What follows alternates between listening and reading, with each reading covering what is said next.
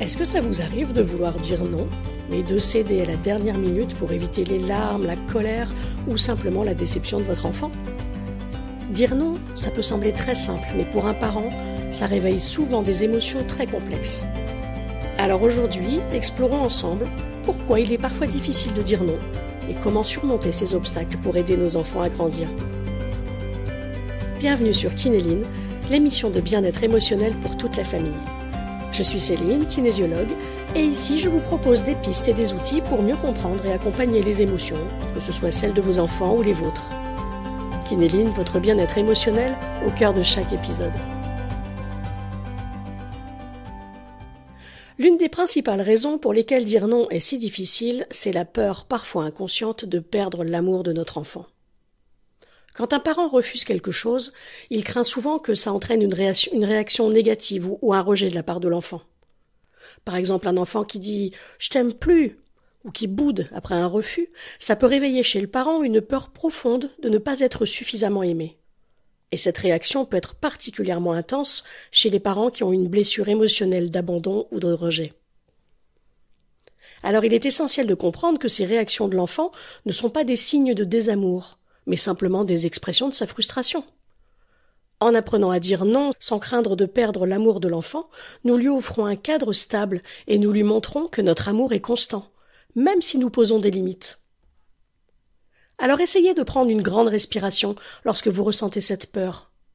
Et rappelez-vous que l'amour de votre enfant ne dépend pas de chaque oui que vous pourriez lui dire.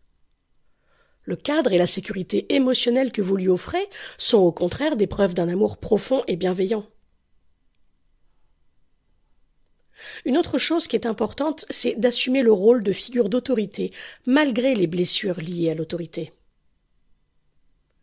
Et oui, parce que poser des limites à un enfant peut réveiller des souvenirs de l'autorité que nous avons connue dans notre propre enfance. Si enfant vous avez vécu une autorité rigide, ça peut créer chez vous une crainte de devenir trop autoritaire. Et de la même manière, ceux qui ont grandi sans cadre structuré peuvent avoir du mal à savoir comment poser des limites, parce qu'ils n'ont pas eu de modèle clair. Et ces expériences poussent parfois à éviter de dire non, de peur de paraître trop sévère ou au contraire de mal poser des limites. Pourtant, il est possible d'assumer ce rôle de guide et d'autorité de manière bienveillante. Dire non à son enfant, ce n'est pas être sévère sans raison, c'est lui donner des repères clairs et sécurisants. Alors pour trouver un équilibre entre bienveillance et autorité, rappelez-vous que le non que vous posez est là pour l'aider à grandir dans un cadre rassurant, et non pas pour imposer votre pouvoir. La fermeté, elle peut être douce, et le cadre peut être sécurisant. Un autre point important, c'est la culpabilité. Entre la pression sociale et l'idéal de parent parfait, c'est compliqué de s'y retrouver. Dire non, ça peut réveiller un sentiment de culpabilité car nous avons souvent une image idéalisée de ce que devrait être un bon parent. Aujourd'hui, les parents sont exposés à de nombreux discours sur la bienveillance, l'épanouissement de l'enfant, et dire non peut alors être perçu comme un manquement à ces idéaux. Et puis pour les parents qui travaillent beaucoup ou qui passent peu de temps avec leur enfant, il peut sembler plus simple de dire oui pour compenser leur absence. Mais céder à tout par culpabilité n'apporte pas le bonheur et l'épanouissement que nous souhaitons pour notre enfant. Au contraire, les enfants se sentent plus en sécurité quand ils ont un cadre. Dire non ne remet pas en question notre amour, c'est au contraire une manière de leur montrer qu'on leur veut du bien. Alors la prochaine fois que vous vous sentez coupable de dire non, rappelez-vous que ce cadre que vous offrez, c'est une façon de prendre soin de votre enfant et de lui offrir un environnement rassurant et structuré. Nos propres expériences d'enfance influencent profondément notre manière de poser des limites. Si on a grandi en entendant que l'amour est inconditionnel et doit accepter tout, ou au contraire, si nous avons reçu une éducation très rigide, il est probable que ces croyances influencent aujourd'hui notre manière d'éduquer nos enfants. Alors nous risquons de tout accepter ou, au contraire, de reproduire des comportements trop stricts sans nous en rendre compte. Alors il est essentiel de remettre en question ces croyances limitantes et de trouver un juste milieu entre la bienveillance et la fermeté. C'est essentiel pour offrir un cadre équilibré à nos enfants. Accepter de poser des limites, même si ça va à l'encontre de certaines croyances. C'est une étape importante pour le développement de notre enfant. Prenez un moment pour identifier une croyance de votre enfance qui pourrait influencer votre manière de dire non.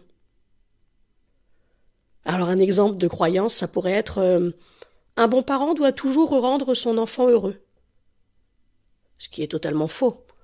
Essayez de remplacer cette croyance par quelque chose de plus nuancé, comme un bon parent aide son enfant à gérer la frustration pour le préparer à la vie future.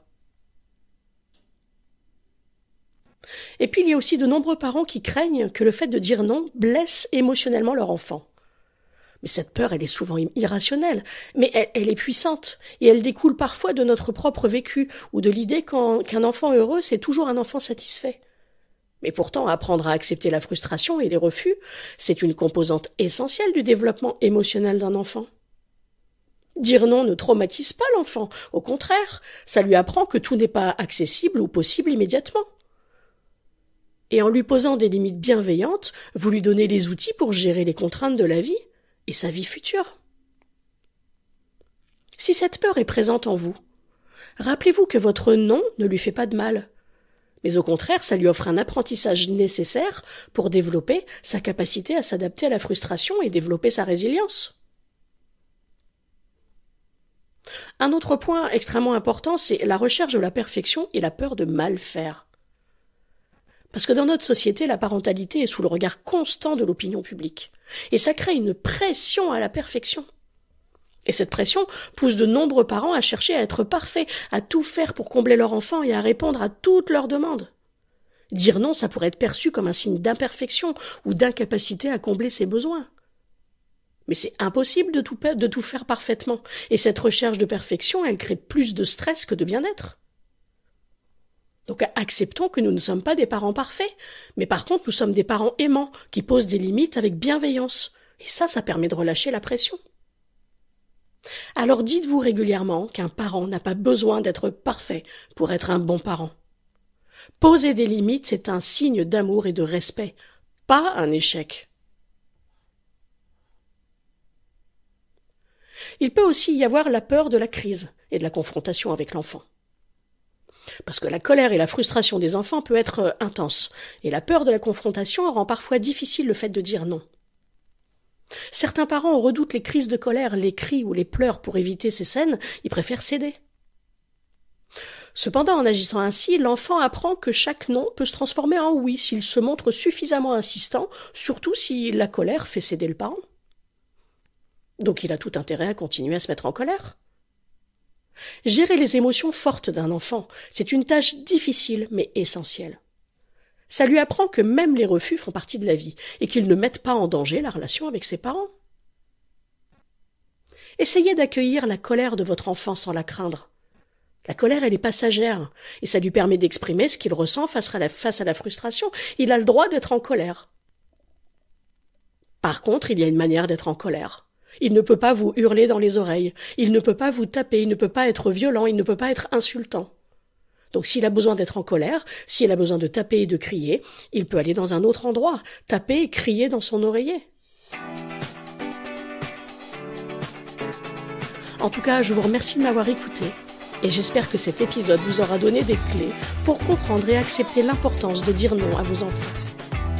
Et abonnez-vous pour ne manquer aucun des prochains épisodes et laissez un commentaire si vous avez trouvé ce sujet inspirant. Vous pouvez également me retrouver sur celinekinésiologie.fr ou sur Facebook à Céline-Kinésiologie. Et à très bientôt pour d'autres réflexions sur le bien-être en famille.